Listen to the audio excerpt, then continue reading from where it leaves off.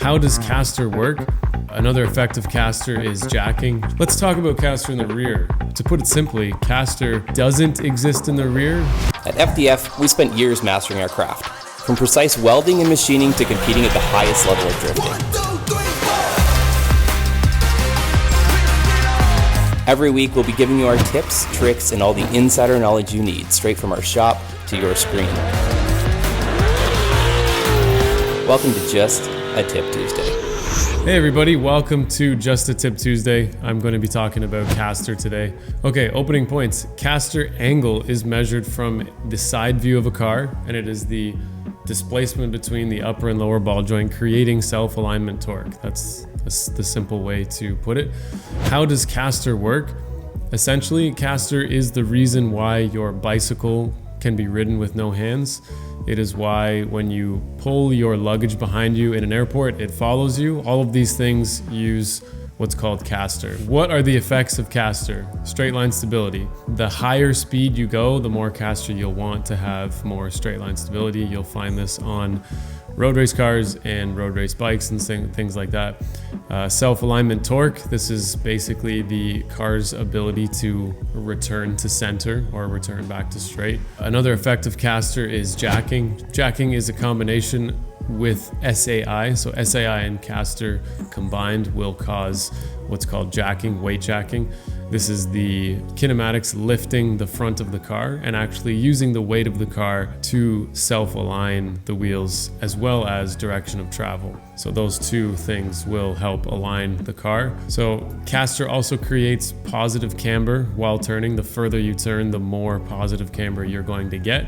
That's because when we're turning our wheels, they are changing from a straight plane to basically a 90-degree plane. We can't turn up to 90 degrees, but basically we're passing through the planes where the caster angle actually turns into camber, and you'll see that more or less on different cars depending on how much caster they are running.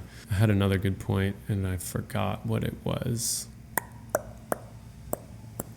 Okay, let's move on to what are the symptoms of caster, okay? So the symptoms of low caster and the symptoms of high caster. An easy example for a low caster symptom would be, let's say you're pulling out of the pits, you find yourself having to feed the wheel back straight. So you're pulling out of your pits, going into the pit lane and driving.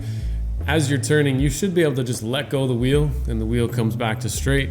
If you do not get that and you're gonna have to turn your wheel to go back straight again, that is low caster. A couple other things could cause that. Bad power steering. What else could cause that? Some really stiff or tight bearings or blown bushings, stuff like that. That's a telltale sign that you've got a caster issue if you have to frequently do that. What are the symptoms of high caster? Basically a very strong self-alignment torque, so the wheel's kind of snappy. You might let go of it and it just kind of snaps back to straight.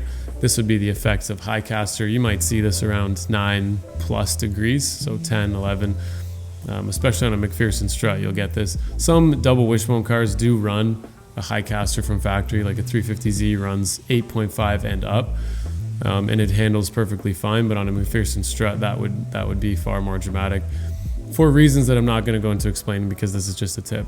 So let's go into maybe your setup requires a low caster. Maybe you're running an angle kit that says only put it at 3.5 degrees of caster or something. By the way, caster is always measured in positive caster. That is on all vehicles and motorcycles and basically everything, positive caster, never negative. Let's go into the low caster example where you're being recommended to run a low caster. Well, chances are that kit has offset the caster with displaced caster or mechanical trail.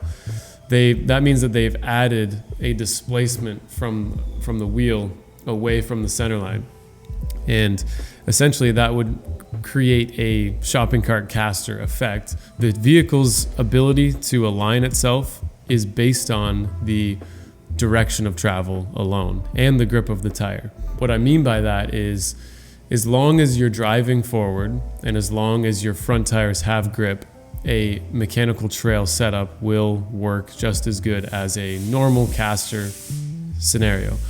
Where you will find this having issues is if you have a low caster, high mechanical trail setup, like some angle kits require, not ours, you will find that this setup does not handle well in the rain. And the reasons why are because you have low grip in the rain, or let's say you're ice drifting or something. Because that setup requires good traction on the tires, and because there is no good traction allowed with rain driving, you'll find that the steering is very dead. It's very understeery. It has no feedback to the driver. These setups do not drive well in the rain. So you'll find that the more successful drivers, especially when watching FD, you'll notice guys like Dylan Hughes and Travis Reeder really do well because they both actually really like a high SAI caster setup.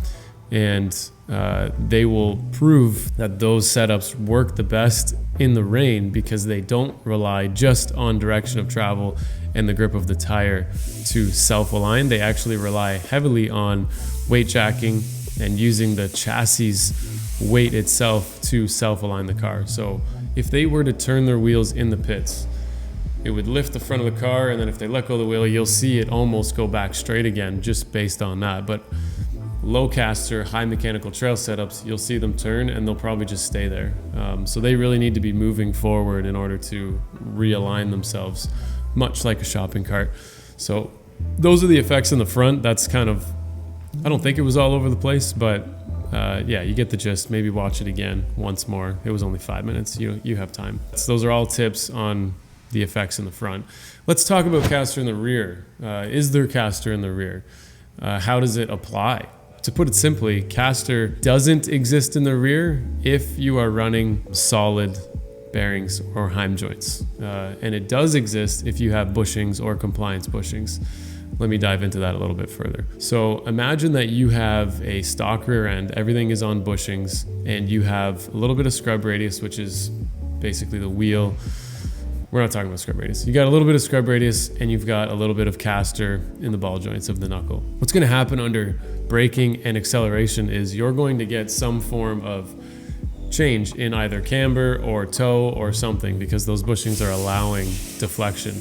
That deflection is based off of essentially the amount of compliance that you have in those bushings and the amount of caster that you have. So if you had a high negative caster, it would get positive camber and toe in. If you had high positive caster, you'd get camber in and toe in. That's just really basic, really simple. That's the only time caster would ever be relevant in the rear. When we're talking about drift cars and racing cars, almost always we have solid bearings everywhere, so caster does not exist.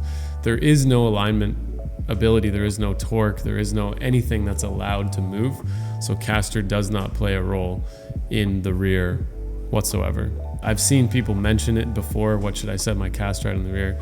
The answer is you don't. Now, if you were to change the rotation of the knuckle, which some people might just call caster for fun, that will change a lot of things. That will change not only your anti-squat, your camber curve, your toe curve, etc., etc. It will change a lot. So let's imagine that I have a Corvette knuckle, which has a tie rod here, an upper control arm ball joint here, and a lower control arm ball joint.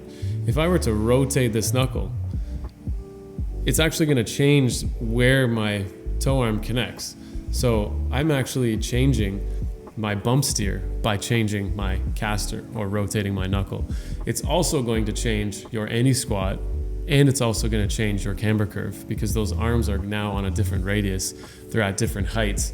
The distance between them has changed, not dramatically, but enough that you can manipulate the geometry of the rear suspension by changing what some people might call caster, but it is actually just rotating the knuckle. That is all the points I have for you on caster. These are just tips. Again, we could go really deep and really long into this topic, but I'm just gonna give you the tip. We'll see you guys next week where we might talk about another alignment or another kinematic. You guys can decide. We're just here to provide the information. See you guys in the next one. Later.